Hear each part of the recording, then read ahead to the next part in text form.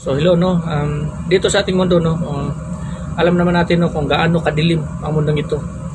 Laganap ang kasamaan sa bawat paligid. May mga tao rin no na mga vlogger no na ang kanilang mga content ay patungkol sa mga sexual no. Kahit pa sabihin nila no na ito ay para sa mga mag-asawa, hindi talaga nila mapipigilan yan na may manood talaga niya na hindi mag-asawa or yung mga ordinaryong tao, kahit mga bata nakikinig sa mga kasamaan na mga SPG ba tawag niyan sa mga ganyang mga content no, na lahat ng mga salita or mga sinasabi ng vlogger na yan dyan patungkol sa kanyang content no is puro immoralidad no, puro immoralidad.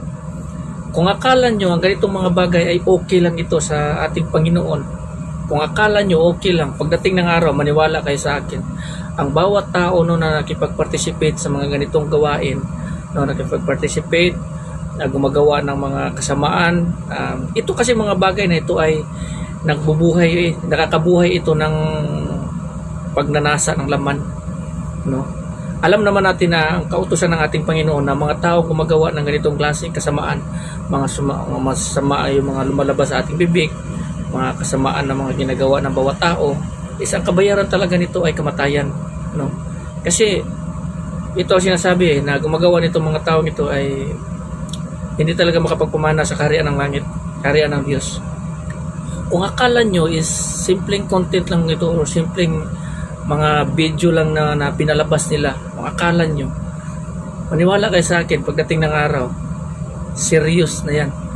Sa bawat salita na lumalabas sa iyong bibig ng mga masasama, babalik yan sa iyo pagdating ng araw. Para kang kumbaga, ano tawag nito man, sumusuntok ata sa ano, yung kumbaga ikaw yung sumusuntok mismo sa sarili mong gawa. No? Kung akala mo is okay lang ito for the sake of money, kasi alam naman natin, no, ang vlogger kasi, ang gumagawa kasi ng mga vlogger, karamihan ito is mga babae, no, para pampaakit sa mga kalalakihan no na gusto no ng mga ganitong klaseng mga content na paborito rin na pakinggan or panoorin ng bawat tao, no. Kasi ganito kasi no, maraming mga tao no na kumbaga tinatangkilik itong klaseng video. If you think it's okay, no, kung sa tingin mo okay lang ito, maniwala ka sa akin, maniwala ka man o hindi, pagdating ng araw, lahat tayo haharap sa Diyos. According dito sa, ayon nga sa sinasabi dito sa kasulatan sa Hebreo no, na after death is judgment, no. Pagkatapos ng isang tao, hahatulan na siya. Pagkatapos mamatay ng isang tao is paghahatol. Maniwala kayo sa akin, ang bawat tao ang gumagawa ng kasamaan, ayon nga sa nakasulat sa Biblia, hindi talaga makapagpamana sa kaharian ng langit.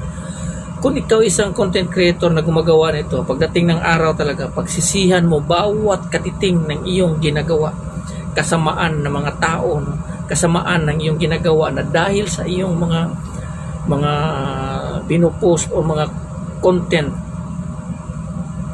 ikaw yung dahilan kung bakit ang mga kalalakihan, hindi lang kalalakihan, pati yung mga babae o kahit sino na tumatangkilik sa iyo ay patungo rin sa impyerno. Kasi ang bawat tao na tumatangkilik sa iyong mga video, nangangahulugan yan, okay sila. Ang ganitong mga gawain ay hindi talaga ito pinapalabas sa mga ganyang mga video. Kasi bawat galaw nito, bawat salita na lumalabas sa iyong bibig bilang isang content creator na ganito yung mga content mo, salita yan galing ni Satanas. Pagdating ng araw, maniwala ka sa hindi, ikaw rin ang aani sa kasamaan no, na lumalabas sa bawat bibig mo. Kumbaga, kung ikaw ay napaka-proud sa iyong ginagawa, pagdating ng araw, aanihin mo talaga no, ang bunga ng kasamaan. Dahil nga, dito sa mundong ito, maraming tumatangkilik sa iyo, binigyan ka ni Satanas ng maraming mga tagapagtangkilik ng mga tao no, na mula pa sa simula ay hindi na nakasulat yung mga pangalan sa libro ng buhay, no. Yun yung mga tao no, na tinatawag ni Satanas para tangkilikin ka. Ito yung mga tao. Dahil nga sa mga tao na maraming mga tumatangkilik sa'yo o nanonood sa yung mga video, nagla-like or nag-views o sino man yan, lalo ka ngayong gaganahan at lalo kang gagawa ng marami pang video na katulad nito kasi sa pamamagitan nito, inaakala mo, kikita ka. Totoo, kikita ka ng pera. Kikita ka ng pera. Pero hindi mo alam na yung mga pira na yan, galing yan ni Satanas sa pamamagitan ng yung kasamaan na content. Yung mga taong tagapakinig mo, ito yung mga tao na tinatawag ni Satanas, kailan na itong mga taong ito, no, na kailanman mula pa sa simula, according dito sa Revelation, na mga pangalan nila ay hindi nasusulat sa libro ng buhay mula pa sa simula nang gawin ang Diyos ang mundo at ang langit. So bawat kasamaan na lumalabas sa iyong bibig, kung hindi mo itutuwid yan, pero talaga babagsakan nyo, ikaw at ng mga tao no, na nag-participate or nagre-receive, no, tumatanggap sa iyong mga mensahe, sa iyong mga video. Believe me, nasa huli ang pagsisisi. At ang pagsisisi na yan, walang katapusan yan. Maniwala kayo sa akin pagdating ng araw. Dito sa mundong ito, tawagin natin ang ating Panginoon habang siya ay nakikinig pa. Lumapit tayo sa Kanya habang nasa malapit pa siya. Tawagin natin siya habang nasa malapit pa siya. Kasi darating yung araw na mapapalayo ka sa Kanya. Na darating yung araw na wala na ang Panginoon para sa iyo. Tawag ka ng tawag, lapit ka ng lapit, hindi na siya malalapit, hindi mo na siya maabot, hindi mo na siya malalapitan. Tawag ka ng tawag, hindi ka na niya pinapakinggan. Ang simula ng buhay ng tao dito sa mundong ito, dito tayo magsimula. This is the beginning of life. Pero ang totoong buhay na patutunguhan ng isang tao is after death, pagkatapos ng kamatayan. Sabi nila, nagsisimula ang totoong buhay pagkatapos ng kamatayan. No.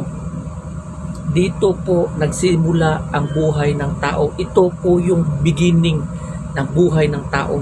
Ang patutunguhan ng tao pagkatapos ng kamatayan, yun yung resting place niya. Yun yung tutunguhan niya, yun yung panibagong mundo niya kung saan mananatili siya doon habang buhay. Kasi dito sa mundong ito, pagkatapos nating mamatay, judgment na yan. Din kung saan ka ilalagay ng Panginoon according sa iyong nagawa or ayon sa iyong mga nagagawa dito sa mundong ito, doon na yung mundo mo. Doon na yung kaharian mo. Doon ka na mananatili habang buhay. Kaya habang nandito pa tayo sa mundong ito, habang may buhay pa, lumapit tayo sa ating Panginoon. Lumayo tayo sa mga taong ginagamit ni Satanas to destroy you.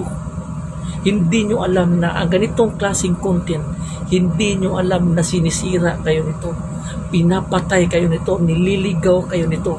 Pagdating ng araw, mamamatay kayo, maiimpyerno kayo pagdating ng araw. Pag continue nyo itong tinatangkilik ang ganitong klaseng mga content no, ng mga immoralidad,